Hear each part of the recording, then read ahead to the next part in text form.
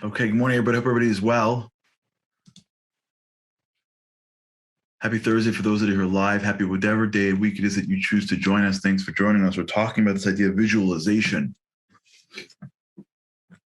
It's the way to get something without having to go through the years of experiencing it. It's the shortcut. It's the hack of how to get our minds primed for becoming something that we otherwise have no path for. Like, just to talk this through for a second. If you struggle with confidence, right? If social situations get to you. So every time you're in a social situation, you're fighting it. You're in the game.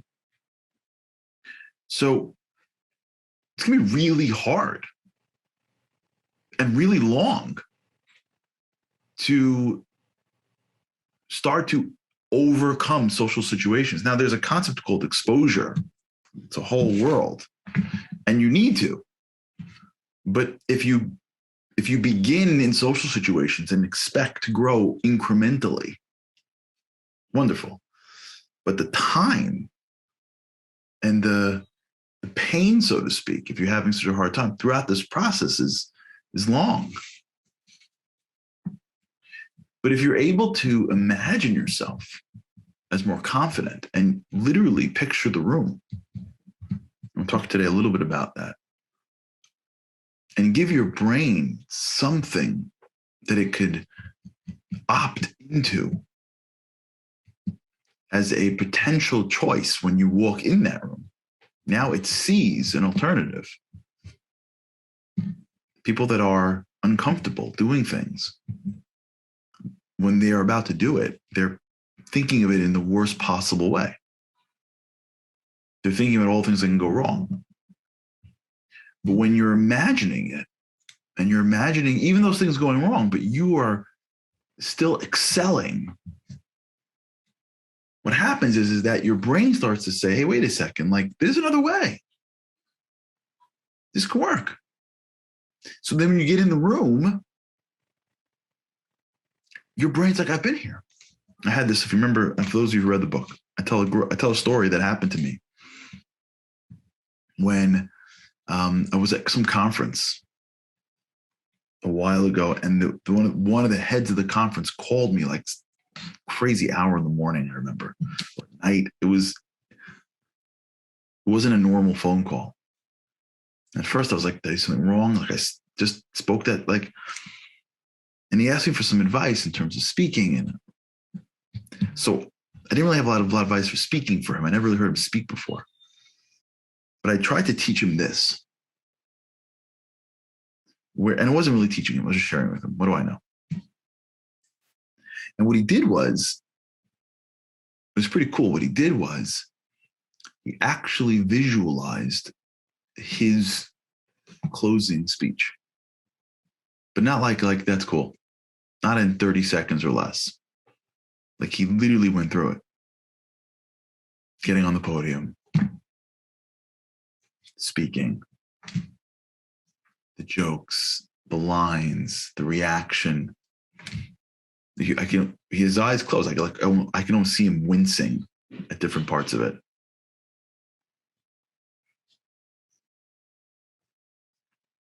And in his brain, he worked it out. And then he did it again. And then I left, and he did it again and again. And he said it really helped. And I'm sure he's been doing it since. It's not mine. It's science's. It's really God's, but science recently articulated it in a way for us to understand it. The brain could visualize something. And the more detailed the vision, the more the brain starts firing all these different neurological connections that create these little maps. And the more the vision is clean and clear, you can picture it. You're there. He was wincing. his eyes were closed in a hotel room and he was wincing. He was like in the speech. He was imagining the joke that bombed, right? You're not going to be emotional if you're not living in it.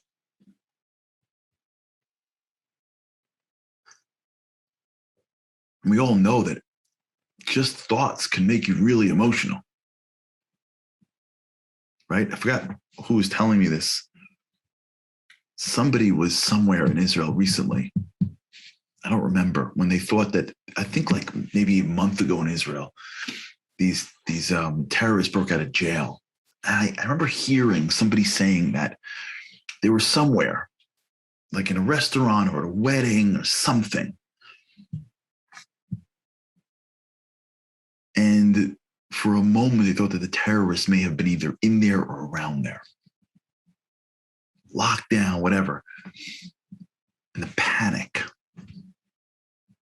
It was just a thought. No one saw the terrorists. Just a thought. Was it you heard it and went to your brain? And then afterwards, they realized that it was a false error and they weren't anywhere near and everything was fine. And the emotional swing for something that wasn't even true. They weren't there. But just the thought that they were there, right? Just you know, we say it, just the thought that they were there caused an emotional reaction because it was real. You can like picture it. If someone says, God forbid, there's a terrorist loose, you're like picturing where they are and what they can do. It's real. You're imagining the scenario. Well, when you do that for your life, which is hard because it takes time. When we do this for our lives, we start to imagine scenarios that we're going into. Before we go into them, if they're real, we'll feel it. And along the way, our brain starts to learn what is the optimal way to act. You can picture yourself walking into your home. You can picture what your home may be looking like before you get there. You can picture yourself being above whatever pettiness comes your way. And picture how you would act with more dignity, with more class, with more generosity, even before you walk in the room. And so then when you walk in the room and there's chaos or someone disappoints, your brain's like, whoa, we practiced this. Hold on. Use that swing. No, go with that one. And you move a little closer to the dignity, a little closer to the way you wanted to act. What ends up happening is you walk away and someone says to you, this happened recently negatively, just between me and you, whatever. I don't know if I should, whatever. I reacted to something that somebody felt was not nice enough. And the response to me was, I expected more.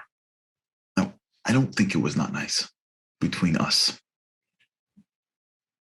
And sometimes when, especially in the business context, people are not delivering on their word. Sometimes it doesn't always have to be like, no problem. But I guess the way I gave it over, I guess it wasn't right.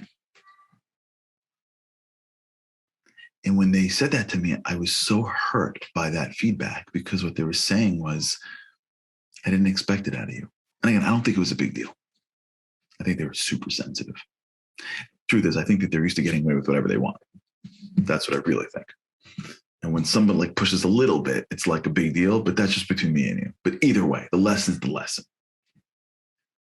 As soon as they said that to me, I was so thrown because in my identity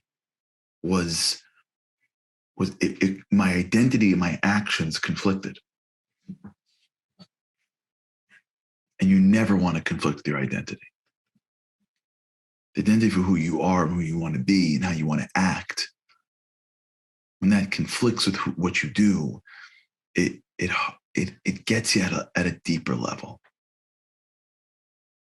So your identity changes because of your actions, but really your identity changes because of your mind.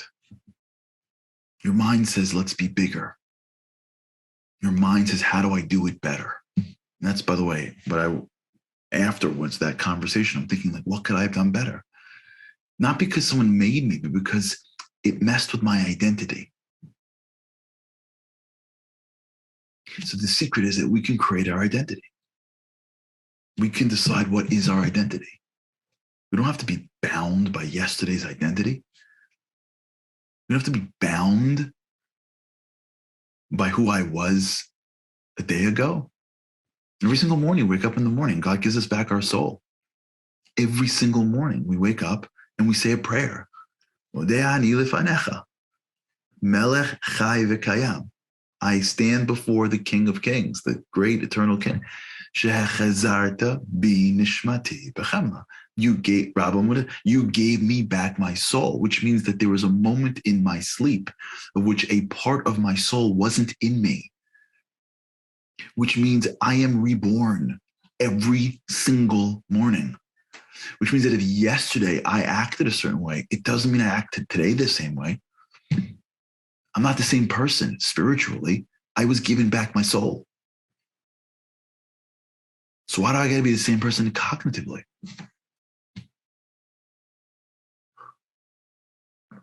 So I can choose my identity. Will it be easy? No, because I got tons of neuroplasticity coming against me. But can I choose my identity? You better believe I can. Can I change how I see myself? Yeah. Will it get hard when I hit that emotional wall? Yeah. Will I probably fall back 20 times? Yeah. Doesn't change that I'm changing. That's why change is hard, because you have a lot of neuroplasticity against it. Really, it's really neuroconnections, but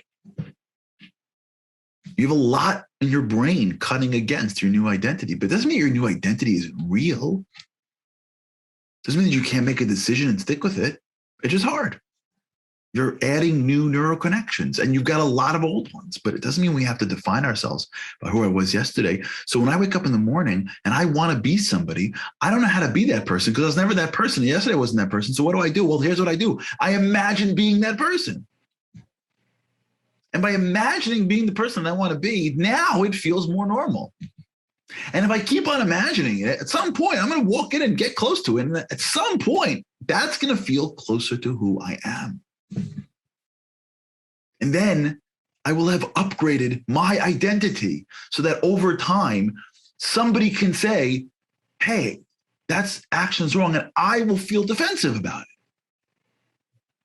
because it's not who I am. And so when we talk about the negativity in our lives, we have to remember that maybe the most powerful way to get around that negativity is to change your identity. What do you think of that? Witness protection program. That's how you get away from the criminals. Right? How do you avoid the bad guys? I don't know if they still have I'm sure they do, but I don't know. Growing up, everyone was always in the witness protection program. That's how like every movie ended, like as a kid. Like some good guy. Well, that's not how it ended. That was like the second to last scene before the bad guy got killed. Right? The second to last scene was they were packing up to go to, Las Vegas, before Las Vegas was like a regular city, to like live in like some corner somewhere. And then they ended up killing the bad guy. The witness protection program. I don't know what that program is, but it's got to be awesome. It's got to have special ops in it. Or I always wonder like how it works out, witness protection. And if anyone works witness protection that's watching, like what do? They give you like a beard? Like how do they not? Now it's probably much harder, but I guess back then, I guess you just left the state and like you didn't take your phone number that was attached to the wall and there's no other way to reach you. Like I guess pre-internet, like when you left your house, there was no way of reaching you. So like they just like gave you a new name and made up some story and I don't know, bought you some new clothes and usually went to some like warm place, right? It was always like in Arizona, right? They were always going to like Arizona, Las Vegas, Hawaii. No one ever does witness protection in Alaska unless it's really bad. Unless you got to run really far. Unless it's like real bad stuff. Then they put you like in Alaska. So you know how you get away from the bad guys? You change your identity. You know how you get away from the bad negativity in your life? Maybe change your identity. It's not you anymore. Think this is crazy? In some ways, this is how Yom Kippur works. This is how Yom Kippur works, I believe. If I remember correctly. You're a different person. And so these sins, that's actually how Rosh Hashanah works. When you go into Rosh Hashanah and you proclaim God King, you're in a way like a different person. So the Yom Kippur is the cleanup. The foundation of the old building was destroyed by accepting the kingship of God. And now the building just collapsed. So all the sins now just get cleaned up, which is why you go into Yom Kippur and just clean up. It's not you. It's a new person, a new year. So the stuff doesn't even apply to you. So you just clean it out and clean it out and clean it out, but it's not the same person. Let's think about this for a second. Let's think about this. There's no show tomorrow. But for God's help, we're going to do a timeless lesson tomorrow if you're interested. But there's no show tomorrow. But we'll get back on Monday with God's help. Think about this. Maybe the way to get away from the negativity is not by fighting it. It's by changing my identity. And now it's not even shaykh for me. It's not even appropriate for me. I'm not that type of mom. I'm not that dad. I'm not that family member. I don't care. I don't get lost in the pettiness. I'm not that type of person that like is gonna get. That's not who I am. It's who I was.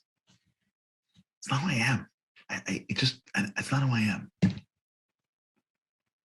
Think about it. All right. Have an amazing weekend. Thank you. With God's help, I cannot wait. See you again next week. Have a great weekend.